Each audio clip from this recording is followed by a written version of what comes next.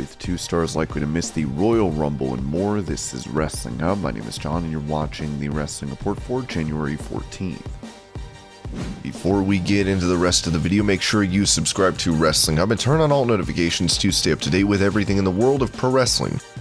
Also, don't forget to follow us on Instagram at WrestlingHubOfficial and also follow us on Twitter at Wrestling_Hub.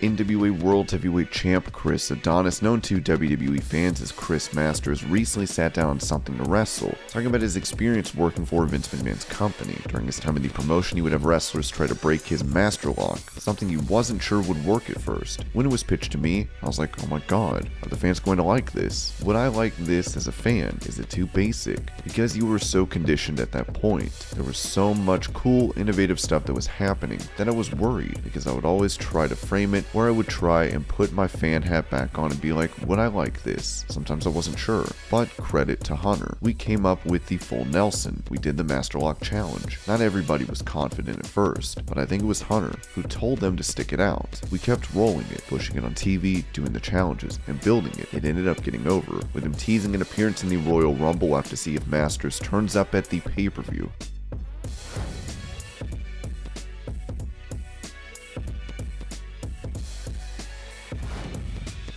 Making an appearance on the Barstool Sports Part of My Take podcast, John Cena talked about AEW bringing out the best in WWE, saying competition brings out the best in us. For all time, going out there as a performer, I wanted to do the best I could possibly do and set the tone for wanting to be the best show between Raw and SmackDown, and certainly have eyes on the segments I was on. I was fueled by a sense of internal competition, not knowing what it's like now to be in a market with a lot of different options. There are a lot of places to watch sports entertainment that would only, for me, fuel me even more to be the best I can be.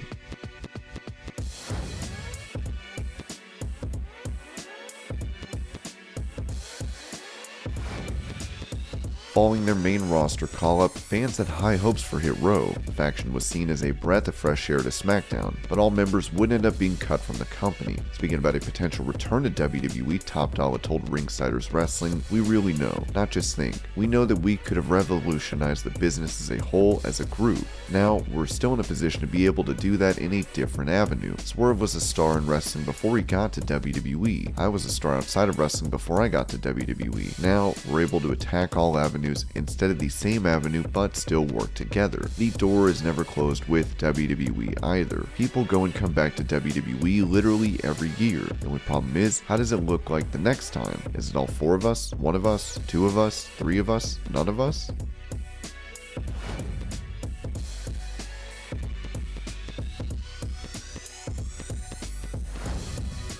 After being forced to retire from in-ring competition in 2014, WWE commentator Corey Graves could be making a return at the Royal Rumble, given he's been cleared by the company. In the Wrestling Observer newsletter, Meltzer would note that Corey Graves was cleared by WWE doctors in 2020. The gist is that WWE Medical ruled out Graves taking any physical contact due to a post-concussion issue in 2014, and he retired at that point. Then he was made NXT announcer and did well enough that he's been viewed as the main color guy on the main roster for years. Obviously, while he can return to wrestle, he's not going to.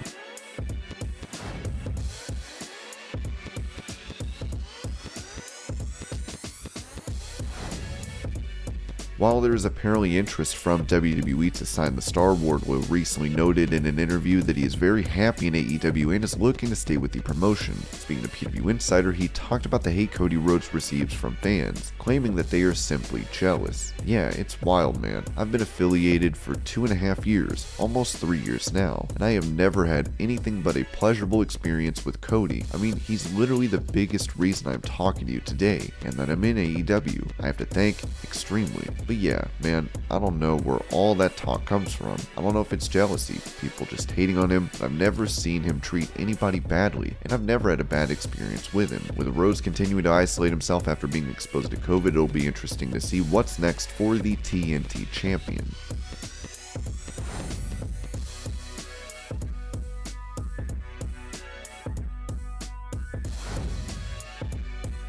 As the Tribal Chief and Universal Champion, Roman Reigns is on the run of a lifetime, and it doesn't look like anyone can stop him. Talking about a potential matchup for Roman, Ric Flair took to his podcast to throw NXT Champion Bron Breakker's name into the fray. Bron Breakker, a generational talent. He has the potential to be a great opponent if he stays healthy. Absolutely credible opponent for Brock Lesnar and Roman Reigns. And if they want believability, bring his dad along too. He is the real deal. Even Breakker himself has hinted at eventually facing Reigns on SmackDown, as this would be an exciting bout.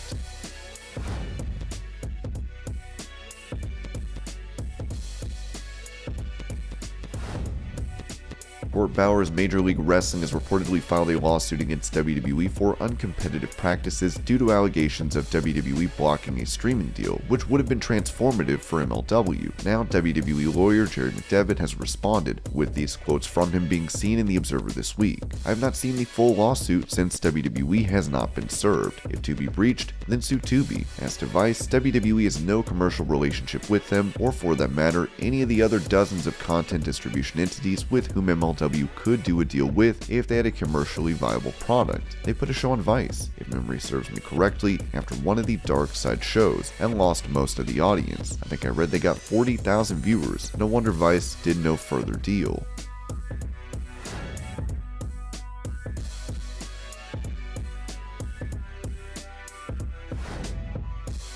According to the Wrestling Observer, the AEW deals for those that originally signed with the promotion had expired in 2019, with it noted that they might have already been renewed. AEW didn't make any announcement of this, but the original 3-year deals of all the people who were there at the start, which would be Young Bucks, Cody and Brandi Rhodes, Adam Page, Chris Jericho, and some others, would have expired by now. Some of the others like Nyla Rose, Britt Baker, Christopher Daniels, Frankie Kazarian, and Scorpio Sky would have expired in a few weeks. The Young Bucks publicly noted that their option years were picked, and per the original deal got a raise for 2 more years. Some of them already signed new deals, notably Scorpio Sky, who last year signed a 5-year new deal, but obviously Page, Cody and Brandi and Jericho were renewed, since they were either on TV this week or confirmed as staying. The Bucks noted that they would be with the promotion under this new deal until 2024. Kenny Omega apparently signed a 4-year in 2019, as he should be under contract till 2023.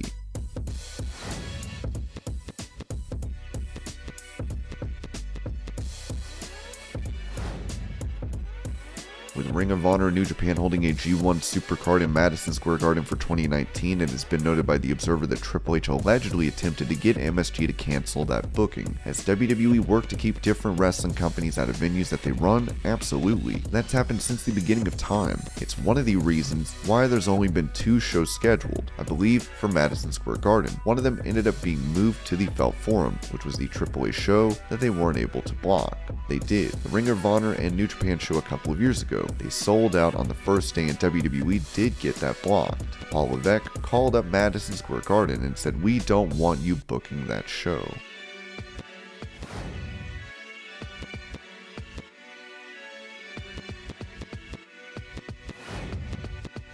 In an update on Sasha Banks and Bayley making their return to action in WWE, Meltzer would report that Banks is expected back just in time for Mania, but whether with or out for so long they go in another direction is a possibility. There is no obvious direction because nobody else on the SmackDown side has been pushed big. If Bayley can return, she's a big enough star. Bayley's return from reconstructive surgery could be as early as February, but is more likely March. Banks' return is also mid-March.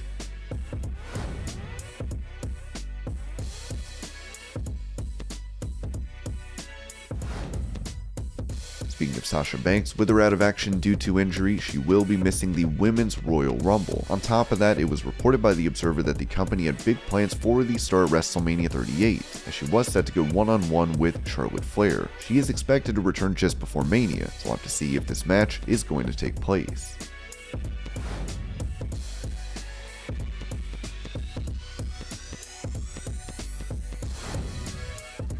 Talking about the feud between CM Punk and MJF, Lance Storm spoke on Wrestling Observer Live about the match between Punk and Wardlow, saying this did no favors for anyone involved. It was like, oh my god, Wardlow lost. Wardlow's going to be angry about this. Wardlow had 2 visual victories over Punk. Wardlow was the rightful winner, and it's like this segment damaged Punk a lot. It completely made me not care about Punk MJF anymore. Everyone's into MJF Wardlow, quite probably because they're good promo guys. They can dig themselves out of this hole, but I don't understand putting them, Punk in particular, this deep in a hole that they have to talk their way out of. This was a very damaging segment.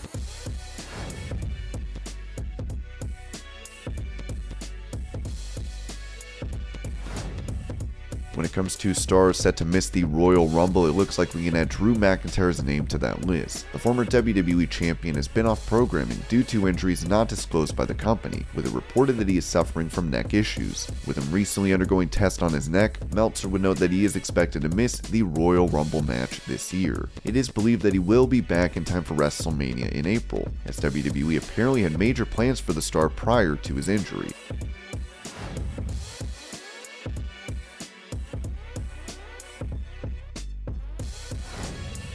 With Nikki ASH recently turning on Rhea Ripley, that tag team is now no more. On Busted Open Radio, Renee Paquette talked about Ripley's status on Raw, noting that it's surprising given her stature that she could get lost in the shuffle. Can you believe that's the thing though? Can you believe that's the thing for Rhea Ripley? I can't believe it. She's incredible. She's just like this perfect package that is ready to go. She's young, but she's so adaptive. I think she's incredible. I can't believe that she's somebody that could have for a second fallen between the cracks.